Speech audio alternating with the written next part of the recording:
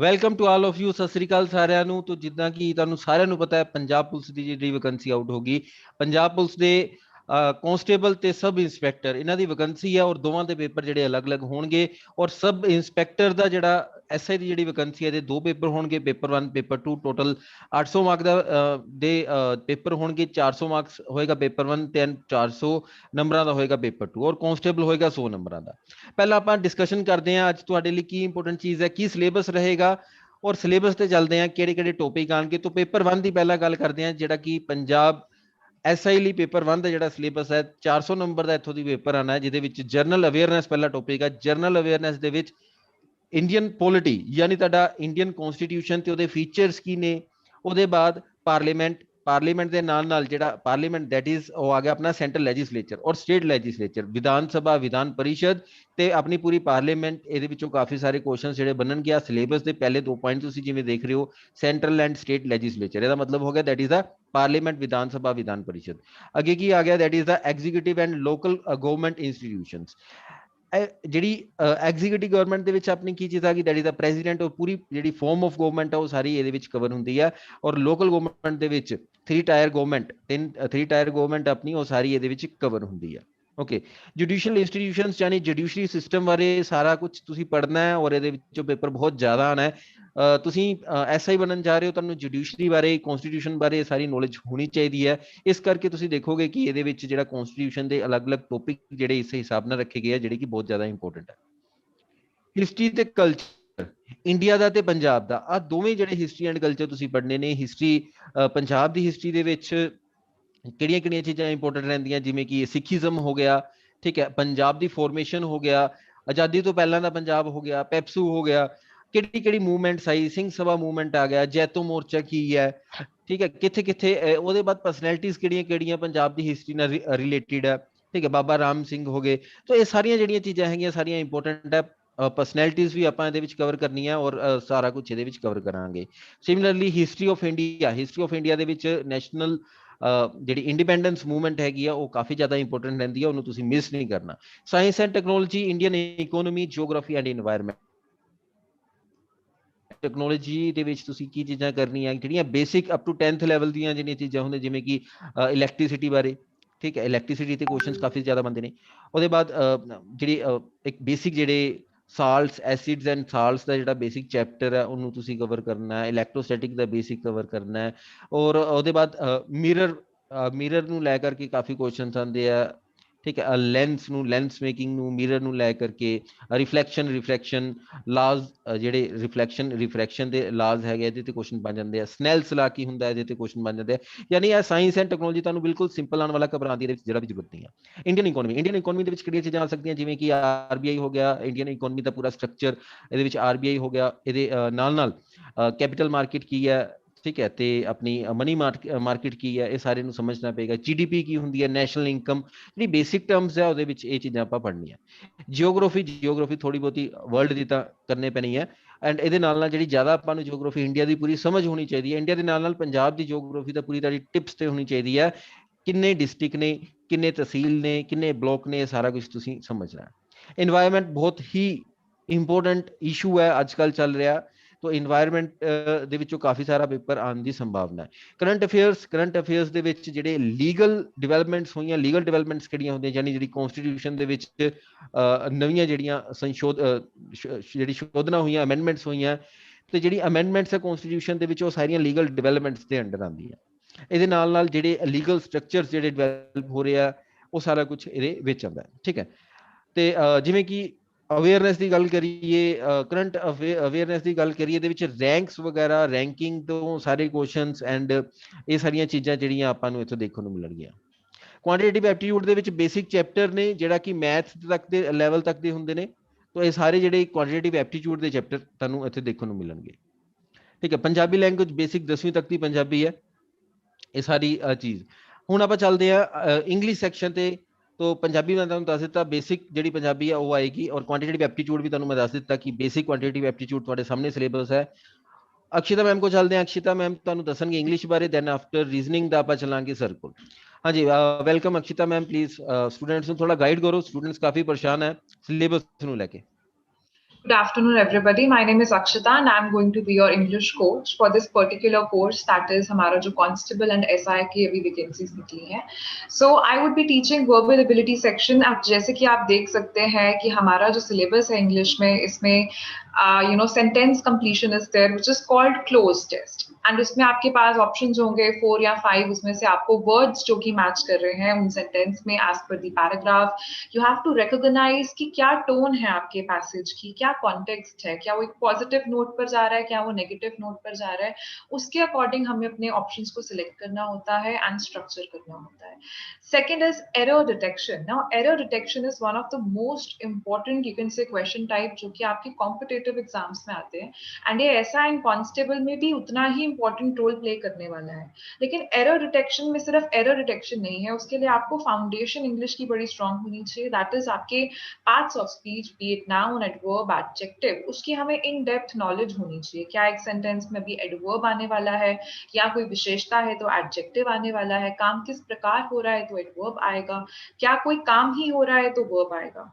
तो वो हमारा जो parts of speech है उसको करने के बाद, और subject verb agreement, tenses, voice, speech, ये सारे टॉपिक्स हम पार्ट बाय पार्ट करने वाले हैं. तभी जाके जो हमारा पर्टिकुलर यू कैन से एक सेक्शन है वर्बल एबिलिटी वो स्ट्रांग होगा, और उसमें एरर डिटेक्शन में हम अच्छे मार्क्स स्कोर कर पाएंगे. Third is vocabulary, which is again very important. And vocabulary में देखिए क्या क्या आता है. Synonyms are there, antonyms, word substitution. इसमें हम वही वाले words करने वाले हैं जो कि past 10 years में repetitively आपके government exams में आए हैं, क्योंकि उन questions का repeat होना बहुत normal है.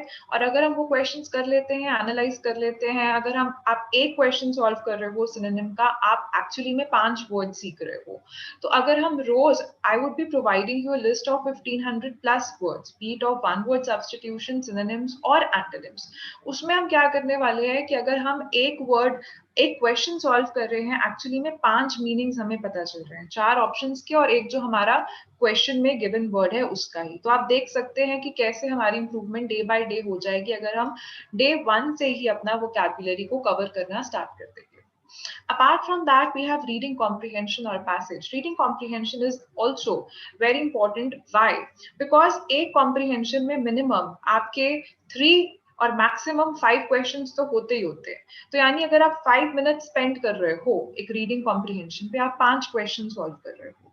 तो हमने ऐसे अपनी रीडिंग कॉम्प्रिहेंशन स्किल्स को इम्प्रूव करना है, उसको स्ट्रेंथन करना है.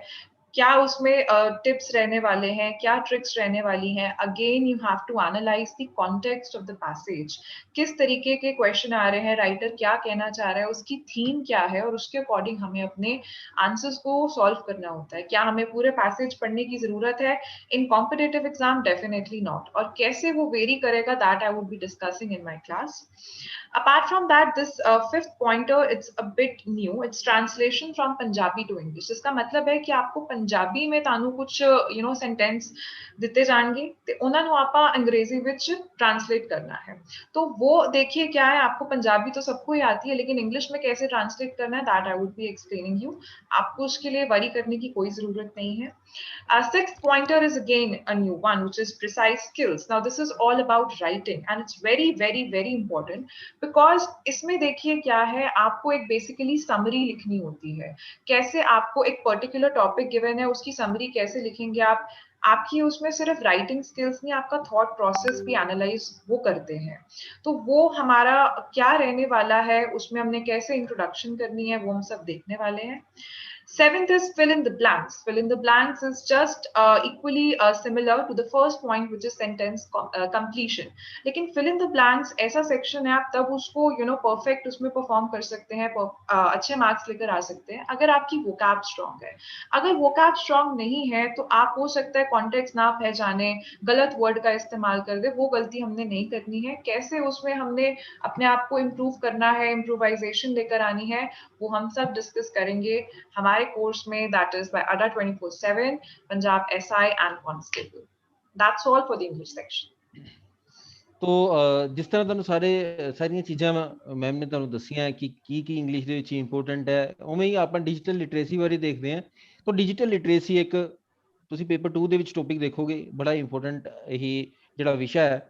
ਇਹਦੇ ਵਿੱਚ ਕੰਪਿਊਟਰ ਬਾਰੇ ਔਰ ਜਿਹੜੀ ਨਿਊ ਟੈਕਨੋਲੋਜੀਜ਼ ਹੈਗੀਆਂ ਜਿਵੇਂ ਕਿ ਮੋਬਾਈਲ ਔਰ WhatsApp ਦੇ ਵਿੱਚ ਕੀ ਐਪਲੀਕੇਸ਼ਨ ਦੇ ਵਿੱਚ ਕੀ ਚੇਂਜਸ ਹੋਈਆਂ। ਰੀਸੈਂਟਲੀ ਸਾਨੂੰ ਦੇਖਣ ਨੂੰ ਮਿਲਿਆ ਕਿ Facebook ਔਰ ਜਿੰਨੇ ਵੀ ਸੋਸ਼ਲ ਮੀਡੀਆ ਐਪਲੀਕੇਸ਼ਨ ਸੀਗੀਆਂ ਉਹਨਾਂ ਨੂੰ ਕੁਝ ਗਵਰਨਮੈਂਟ ਦੇ ਰੂਲ ਜਿਹੜੇ IT ਐਕਟ ਜਿਹੜਾ ਉਹਨੂੰ ਉਹਦੇ ਵਿੱਚ ਕੁਝ ਚੇਂਜਸ ਕੀਤੀਆਂ ਗਈਆਂ ਔਰ ਜਿਹੜਾ ਗ੍ਰੀਵੈਂਸਿਸ ਜਿਹੜਾ ਆਫੀਸਰ ਹੈ ਉਹ ਅਪਾਇੰਟ ਕਰਨ ਲਈ ਕਿਹਾ ਗਿਆ ਔਰ ਕੁਝ ਹੋਰ ਵੀ ਚੇਂਜਸ ਹੈਗੀਆਂ ਨੇ। ਇਹ ਸਾਰੀਆਂ ਜਿਹੜੀ ਕੰਪਲੀਟ ਡਿਸਕਸ਼ਨ ਨੇ ਜਿਹੜੀ ਆਪਾਂ ਬੈਚਿਸ ਦੇ ਵਿੱਚ ਕਰਾਂਗੇ। ਹੁਣ ਚੱਲਦੇ ਹਾਂ ਰਿਸ਼ੀ ਸਰ ਕੋਲ। ਰਿਸ਼ੀ ਸਰ ਤੁਹਾਨੂੰ ਦੱਸਣਗੇ ਕਿ ਇਹਦੇ ਵਿੱਚ ਜਿਹੜਾ ਇੱਕ ਵਿਸ਼ਾ ਹੈਗਾ that is the legal reasoning. ਬਾਕੀ ਸਾਡੀ ਰੀਜ਼ਨਿੰਗ ਬਾਰੇ ਤੁਹਾਨੂੰ ਸਾਰਾ ਕੁਝ ਪਤਾ ਹੋਏਗਾ, ਸਰ ਤੁਹਾਨੂੰ ਦੱਸ ਵੀ ਦੇਣਗੇ, ਬਟ ਲੀਗਲ ਰੀਜ਼ਨਿੰਗ ਦੇ ਵਿੱਚ ਕਿਹੜੀਆਂ ਚੀਜ਼ਾਂ ਆਣਗੀਆਂ ਰਿਸ਼ੀ ਸਰ ਕੋਲ ਚੱਲਦੇ ਹਾਂ। Rishi sir please welcome and students ਨੂੰ ਥੋੜਾ ਇਨਲਾਈਟਨ ਕਰੋ ਕਿ ਕਿਸ ਤਰ੍ਹਾਂ ਪ੍ਰੈਪਰੇਸ਼ਨ ਕਰਨ। ਬਹੁਤ ਜ਼ਿਆਦਾ स्टूडेंट्स परेशान हैं। Good afternoon Arman sir, good afternoon Akshita ma'am. और एक बार फिर तो जेड़ा है कि पंजाब गवर्नमेंट वालों नोटिफिकेशन आ चुकी है, एक्सपेक्टेड सीगा। बहुत सारे बच्चे वेट कर रहे सी इस एग्जाम्स दा जेड़ा कि पंजाब पुलिस दी रिक्रूटमेंट है बेल्ट फोर्सेस च जेड़ा सर्व करना चाहते हैं बच्चे, और खासकर 10+2 पास वास्ते भी अपॉर्चुनिटी है, ग्रेजुएट वास्ते भी अपॉर्चुनिटी है कि वो सब इंस्पेक्टर का जिहड़ा एग्जाम है ਉਹਦੇ ਵਾਸਤੇ ਅਪੀਅਰ ਕਰ ਸਕਦੇ ਨੇ। और ਇਹ मतलब बहुत देर बाद ये अपॉर्चुनिटी आई है। लास्ट गवर्नमेंट तो हुन जेड़ा 4.5 साल बाद लगभग ये रिक्रूटमेंट आई है और काफी अच्छी वैकेंसीज नाल आई है। गुड न्यूज़ ये है उन्हें एस्पिरेंट्स वास्ते कि पंजाब अड्डा 24/7 एक बार फिर तो उन्होंने लिए एक बहुत ही बेस्ट प्लेटफॉर्म लेके आया जिथे वो अपना प्रिपरेशन कर सकते हैं। बेस्ट फैकल्टी बेस्ट मेंटर जेड़ा है उन्होंने इत्थे पढ़ा रहे हैं। अरमान सर ने, अक्षिता मैम है, मैं थोड़ा मेंटर रहांगा लॉजिकल रीजनिंग वास्ते। और लॉजिकल रीजनिंग च फुल मार्क्स कितना स्कोर किया जाए ये दी स्ट्रैटेजी की होनी चाहिए है, कितना टाइम मैनेजमेंट किस प्रकार करना है, की शॉर्टकट्स किथे अपनाने हैं, किस क्वेश्चन नु कितना टाइम देके ओदा जेड़ा है बेस्ट पॉसिबल आंसर कढना है ताकि साडा score 100 out of 100 logical reasoning च आवे। इस तरह दी आपां दी जेड़ी है तैयारी होनी चाहिए है, प्रैक्टिस होनी चाहिए है।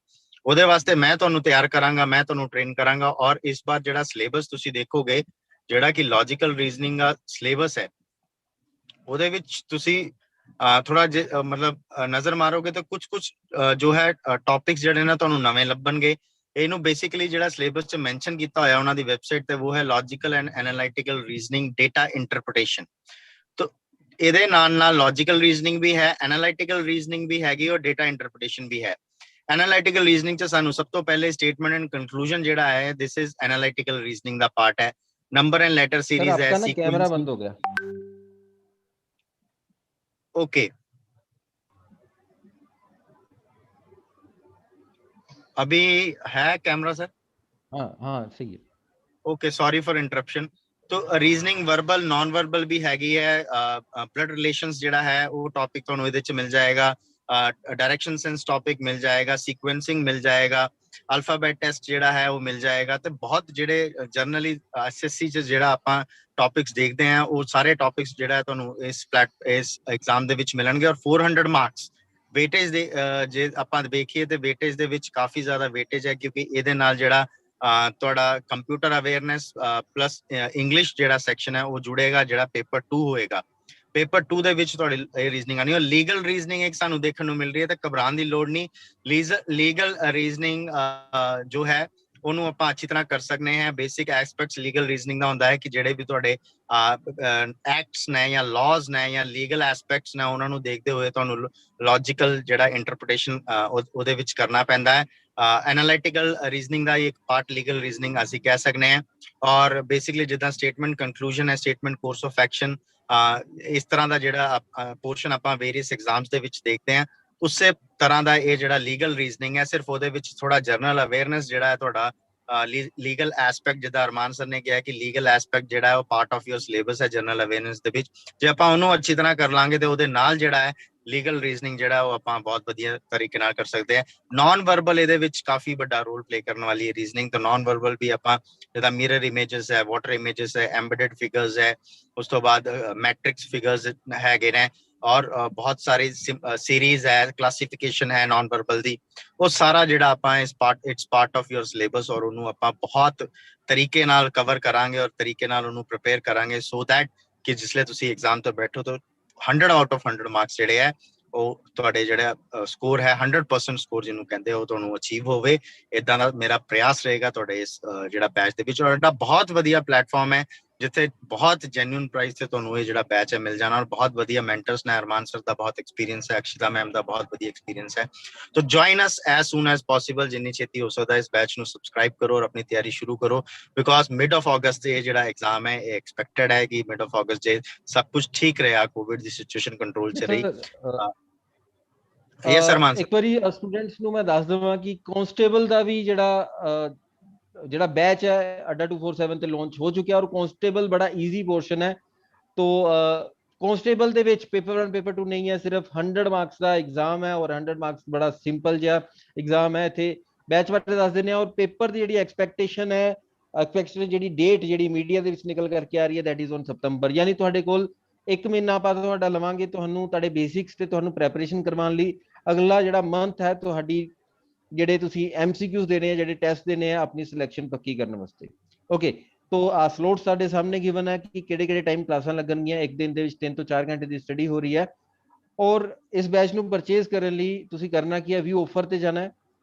ਵਿਊ ਆਫਰ ਤੇ ਕਲਿੱਕ ਕਰਨ ਤੋਂ ਬਾਅਦ you have to apply the code Pathan. ਅਗਰ ਪਠਾਨ ਕੋਡ ਅਗਰ ਤੁਸੀਂ ਅਪਲਾਈ ਕਰੋਗੇ ਤੇ ਜਿਹੜਾ ਤੁਹਾਨੂੰ ਡਿਸਕਾਊਂਟ ਹੈ ਉਹ 77% ਮਿਲੇਗਾ, ਅਦਰਵਾਈਜ਼ ਜਿਹੜਾ 75 ਮਿਲ ਰਿਹਾ। ਹੁਣ ਤੁਸੀਂ ਦੇਖੋ ਕਿ 75% ਡਿਸਕਾਊਂਟ ਲੈਣਾ ਹੈ ਜਾਂ 77% ਡਿਸਕਾਊਂਟ ਲੈਣਾ ਹੈ। तो 1609 रुपए ਦੇ ਵਿੱਚ ਇਹ ਪੂਰਾ ਬੈਚ ਤੁਹਾਨੂੰ ਪੈ ਰਿਹਾ ਹੈ, ਔਰ ਇਸ ਬੈਚ ਨਾਲ ਤੁਸੀਂ ਆਪਣੀ ਪ੍ਰੈਪਰੇਸ਼ਨ ਕਰ ਸਕਦੇ ਹੋ। 1609 ਰੁਪਏ ਇਸ ਜੋਬ ਲਈ ਬੜੀ ਇੱਕ ਛੋਟੀ ਜਿਹੀ ਅਮਾਉਂਟ ਹੈ, ਛੋਟੀ ਜਿਹੀ ਫੀਸ ਹੈ, ਔਰ ਇਸ ਫੀਸ ਨਾਲ ਤੁਸੀਂ ਆਪਣੀ ਸਕਸੈਸ ਲੈ ਸਕਦੇ ਹੋ। ਕੱਲ ਦੇ ਸੈਸ਼ਨ ਦੇ ਵਿੱਚ ਆਪਾਂ ਕਾਂਸਟੇਬਲ ਦੀ ਕੰਪਲੀਟ ਪੜਤਾਲ ਕਰਾਂਗੇ ਕਿ ਕਾਂਸਟੇਬਲ ਦਾ ਪੂਰਾ ਕੀ ਸਿਲੇਬਸ ਹੈ, ਕਾਂਸਟੇਬਲ ਦੀ ਤਿਆਰੀ ਤੁਸੀਂ ਕਿਸ ਤਰ੍ਹਾਂ ਕਰਨੀ ਹੈ। तो ਕੱਲ ਦੇ ਸੈਸ਼ਨ ਦੇ ਵਿੱਚ ਫੇਰ ਮਿਲਾਂਗੇ 2:45 ਤੇ ਸਾਡਾ ਡੇਲੀ ਸੈਸ਼ਨ ਹੁੰਦਾ। ਆਪਾਂ ਤੁਹਾਨੂੰ ਜਿਹੜੇ ਦੱਸਦੇ ਰਵਾਂਗੇ ਕਿ ਜਿਹੜੀ ਵੈਕੈਂਸੀਜ਼ ਪੰਜਾਬ ਦੇ ਵਿੱਚ ਆਉਂਦੀਆਂ ਤੇ ਉਹ ਕਿਹੜੀ ਵੈਕੈਂਸੀਜ਼ ਪੰਜਾਬ ਦੇ ਵਿੱਚ ਆ ਰਹੀਆਂ, ਔਰ ਕਿਹੜੀ ਵੈਕੈਂਸੀ ਦਾ ਕੀ ਸਿਲੇਬਸ ਹੈ, ਔਰ ਪੂਰਾ ਐਨਾਲਾਈਸਿਸ ਜਿਹੜਾ ਉਹਦੇ ਵਿੱਚ ਆਪਾਂ ਕਰਾਂਗੇ। Thanks to all of you, thanks Adda 247, thanks to all of you. Punjab ਦੇ ਸਾਰੇ ਵਾਸੀਆਂ ਨੂੰ ਬਹੁਤ ਧੰਨਵਾਦ, ਔਰ ਆਪਣੀ ਸਿਲੈਕਸ਼ਨ ਪੱਕੀ ਕਰੋ। Thanks Riji sir, thanks Akshita ma'am, thanks to everyone.